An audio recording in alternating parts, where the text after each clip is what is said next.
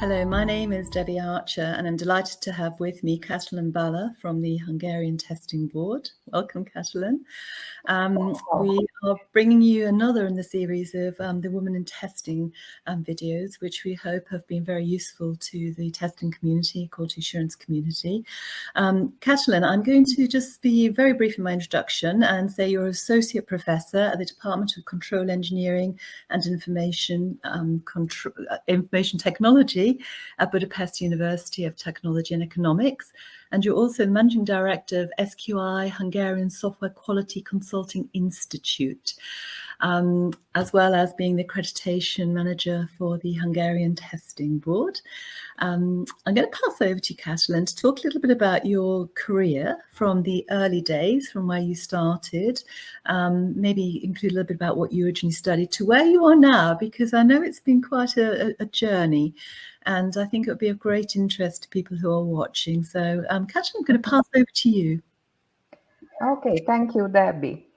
So it's quite a long time since I was a student. I studied mathematics and informatics in Cluj in Romania at the University of Science, Babes-Bolyai. So I started my career as a programmer and as a software system engineer, and I worked in a plant, and a mechanical plant.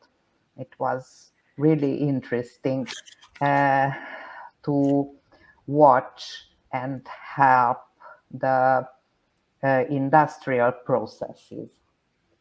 Afterwards, I moved to Hungary, and somehow I came in contact with quality.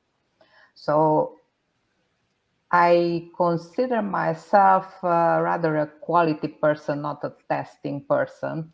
So I got to know about testing as testing being a way of ensuring quality.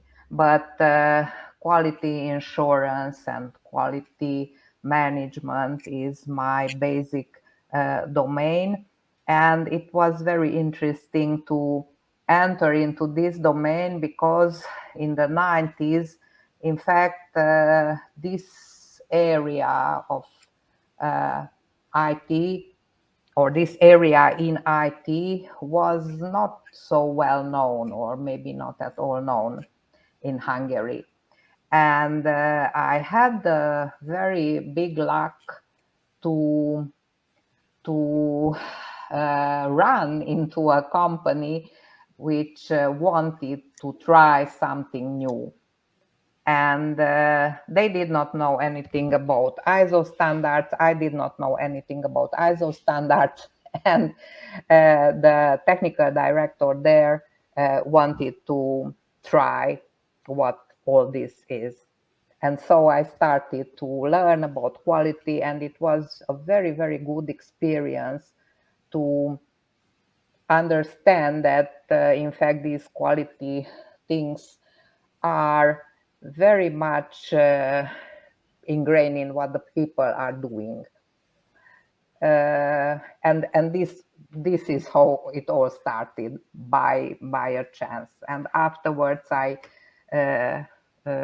got in contact with an European project which was led by the Technical University in Eindhoven, and it happened that there were two very brilliant professors who guided me towards the software quality issues, because I did not know anything about process quality or product quality or anything. And it was a very, very good experience to see them, how they learned together with me.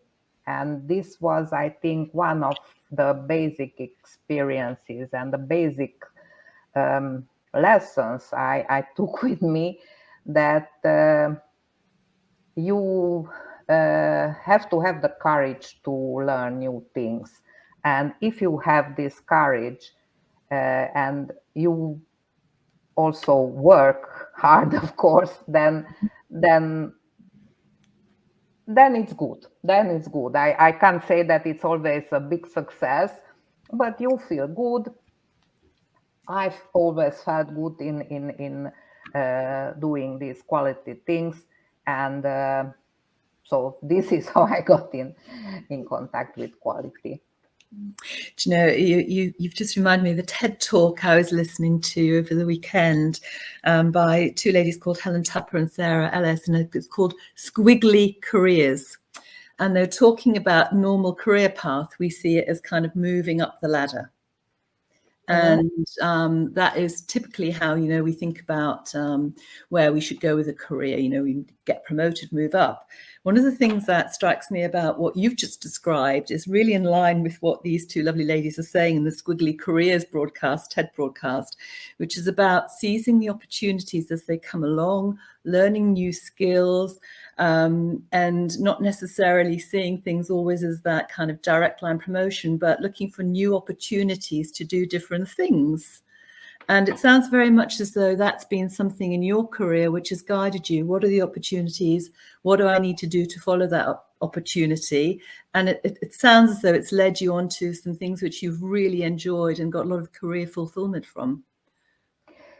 Yes, and this is one thing I try to tell to my daughter, and I try to tell to my students, that you always have to watch what's around you.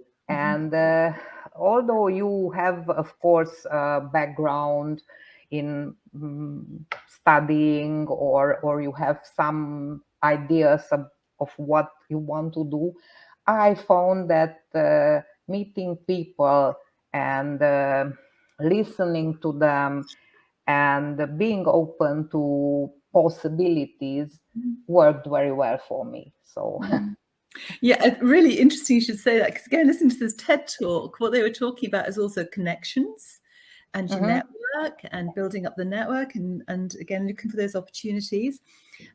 Resilience is another theme that they were talking about. You know, sometimes it doesn't work, that's fine. Build up your resilience, so then you're ready for the next opportunity that comes along. And it strikes me from everything you've said that you're mirroring very much some of the things that they were talking about.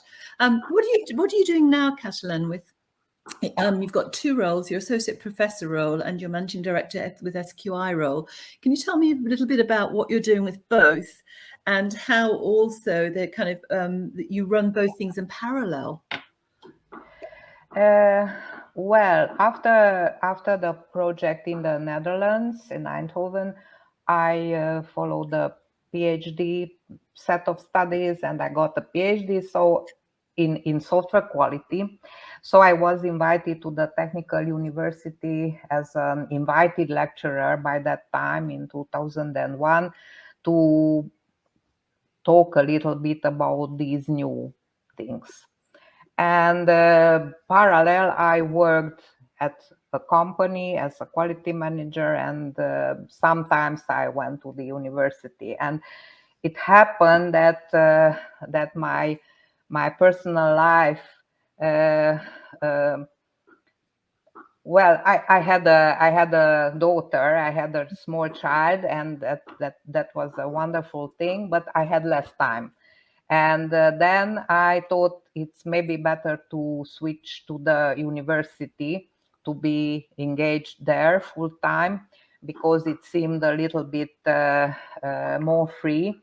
And in the meantime, I founded this SQI Software Quality Institute. And so in the university, I teach the students. I teach the programmers, in fact, the many boys who are there, the many young gentlemen, that in software development, you need to follow processes and you need to work in a systematic way. And first, they hate it because usually they want to become very great programmers, and they think that programming is a matter of ideas, of very good ideas only, and they refuse many times to follow processes. And maybe it's one of my biggest achievements when someone comes back and tells me that when they went to a company, the first thing they had to do was to read the quality handbook, and how good it was that they knew what that was. So at the university, I am teaching software technology, methodologies, software process improvement approaches, processes, what is a process, in fact, not very clear in many cases for the students, how you can work in an organized way. And now it's the third year when I am having a full testing course, so that there are 25 to 30 people each year who choose software testing as their specialization. And there I am teaching software testing. So on the other hand, I am a certified CMMI lead appraiser and a certified appraiser for TMMI, and I am doing quality audits. In fact, according to the CMMI model, to the capability maturity model integration, which was developed by the Software Engineering Institute. It is now owned by ISTQB, but it's a 5-level model, and I enjoy it very much. It's about talking to people, asking them how they do things, and understanding, and afterwards qualifying what they are doing, in fact, but also showing some way to improvement for them. And it's a very, very good feeling. I have the feeling like you are looking to those 3-dimensional pictures. When you look to them, you don't see the 3 dimensions. You just see some lines, and if you look very carefully, then suddenly it comes up, and it's really a 3-dimensional picture. And I have sometimes this feeling, not always, but this is a rewarding feeling when I have this feeling that yes, I understood what is the problem with the company, what are they doing, what can they do better, and this is a good feeling. And I try to take the knowledge from the appraisers to the students, and I try to talk to companies about new approaches. So I feel all right in this with these 2 roles. And the 2 roles seem to both complement each other and bring value to each of the other roles. I hope so. Yes, I hope so. Yeah. We're talking about women in testing, and obviously ISTQB is aware that we have a whole diversity of people in testing quality roles, but particularly focusing on women in this series of videos. You mentioned that you have a lot of gentlemen at the university course. Why mostly male rather than female attending the course, do you think? It's interesting. It's an interesting thing because when I was a student back in the 80s, it was not such a big difference. I might say that we were half-half. Yes. And afterwards, somehow, I just realized, after maybe 10 or 15 years of work, that I am one of the few women there, also in the university, also that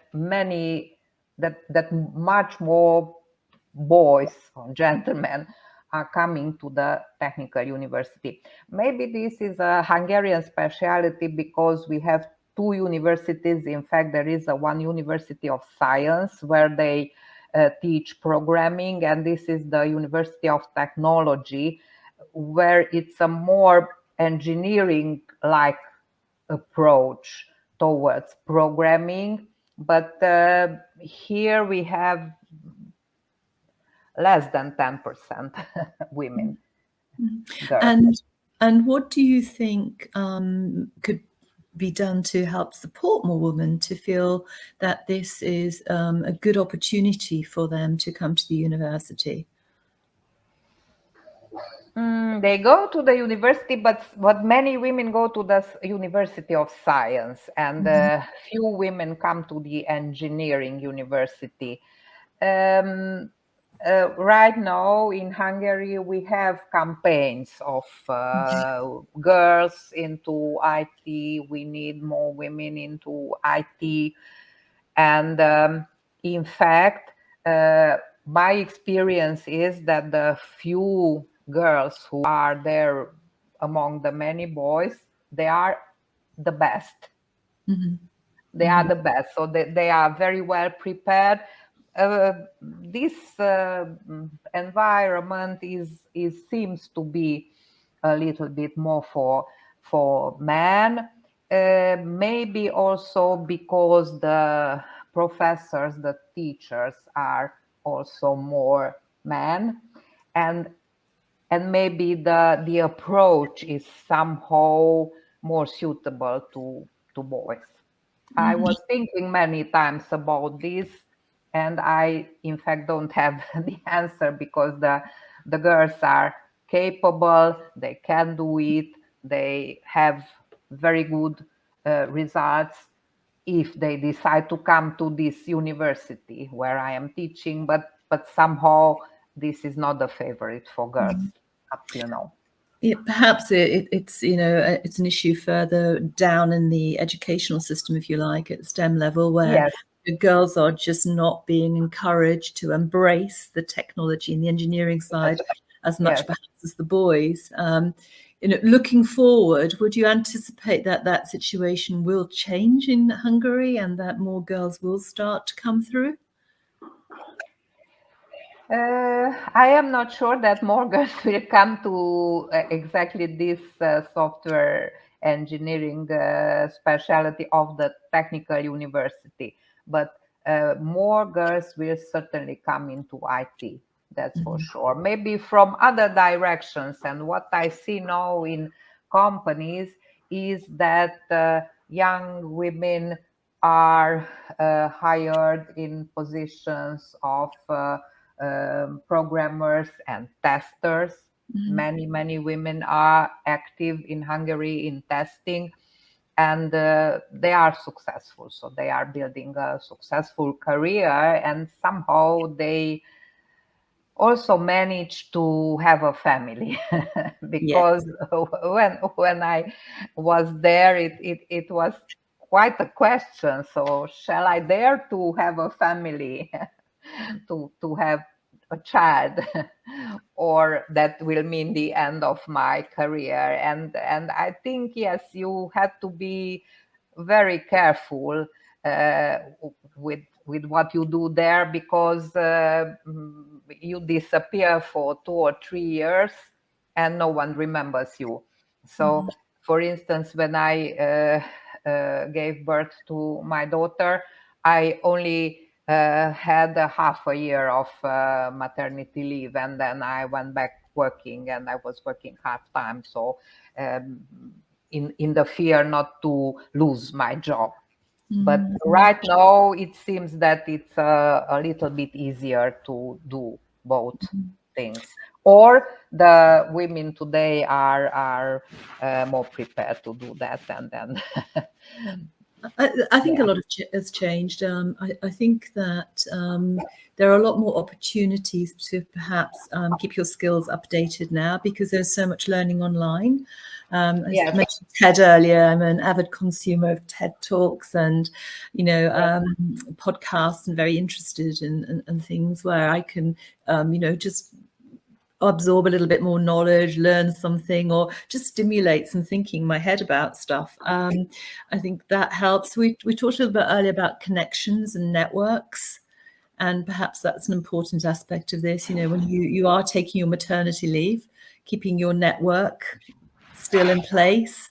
I think possibly with a lot of the move to online meetups and online events, you can perhaps work a little bit more than you could do in the past. But nevertheless, it's a challenge, and it's still a very real challenge, I think, for women who do want to have families. Do you have that career break? Talking about the squiggle career, does it just mean that you're perhaps going to go in a different direction? It's difficult. I have three children, all grown up now. My career, I think if I look back, I've had possibly 4 or 5 careers now, if I think about it logically. So it is about recognizing those opportunities as they come, perhaps, and thinking, what does that mean to me, and getting excited about it.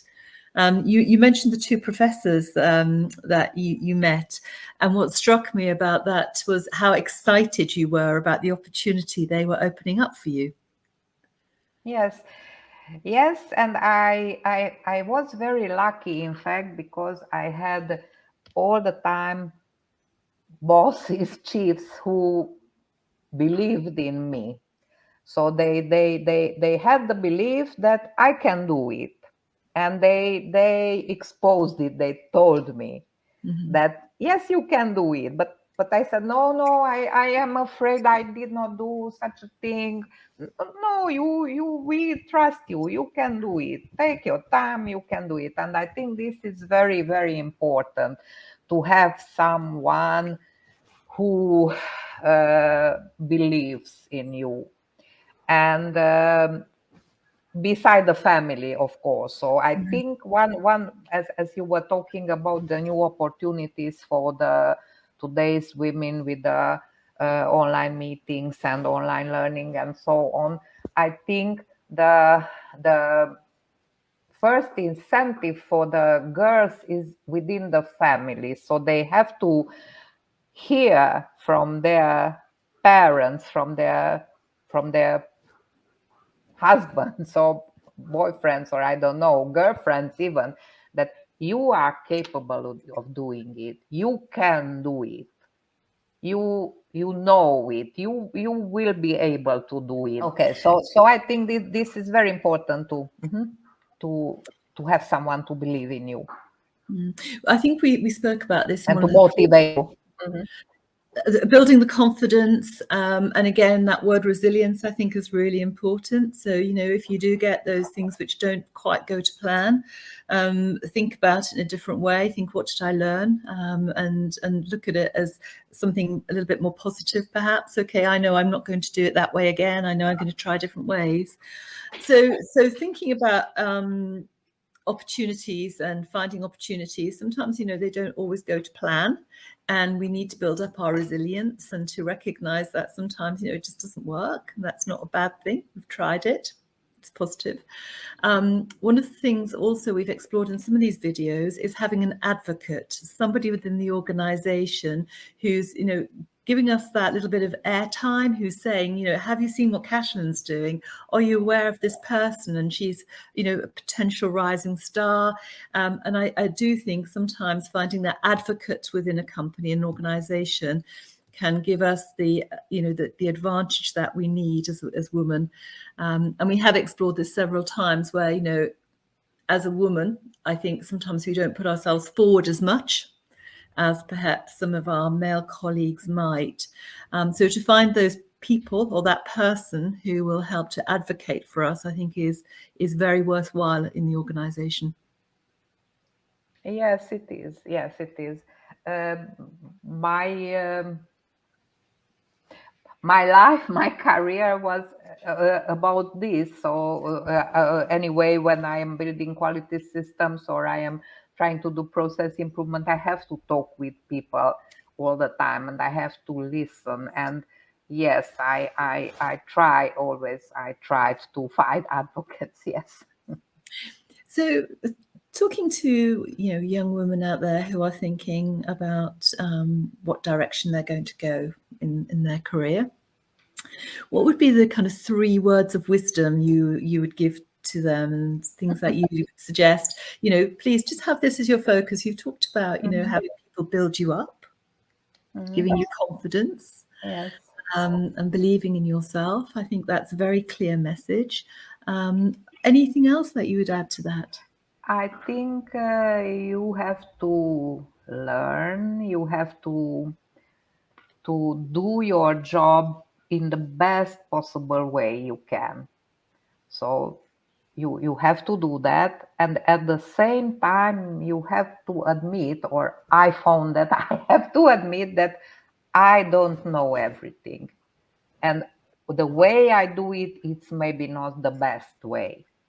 And to understand this and have a certain of maybe a humbleness, maybe this word comes into my mind now. Okay, so the humbleness towards the job, towards the science, towards what you are doing. So I found that is also very important. So have confidence, know the things, get to know the things, learn, but be prepared that you are not the absolute ultimate